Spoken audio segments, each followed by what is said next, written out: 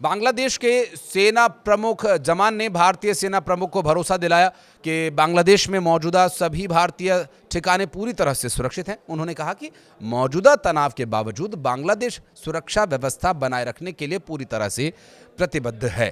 दरअसल बांग्लादेश में हालात उस वक्त और बिगड़ गए थे जब भारत विरोधी कट्टरपंथी नेता शरीफ ओस्मान हादी की मौत हो गई और हादी को ढाका में गोली मारी गई थी। इलाज के लिए सिंगापुर ले जाया गया था, जहां गुरुवार को उसकी मौत हो गई।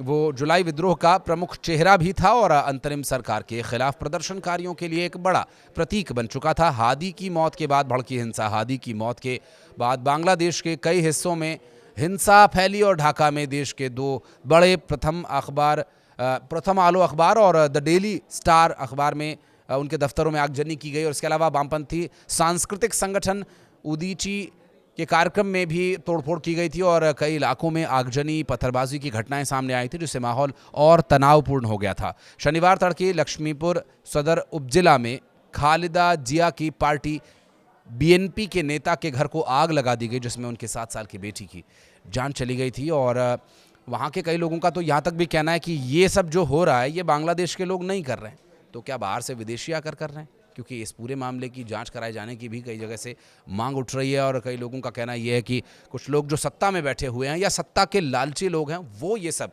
बांग्लादेश में करा रहे हैं ताकि बांग्लादेश में हालात बेकाबू हो जाएं और उन्हें मौका मिले सरकार को घेरने का या सरकार में बने रहने का। ये इसके पीछे क्या सच्चाई है ये तो बहरहाल जांच के बाद ही स्पष्ट हो पाएगा। अगर आप कुछ कहना चाहते हैं तो कमेंट सेक्शन में ज़रूर बताएं। धन्यवाद।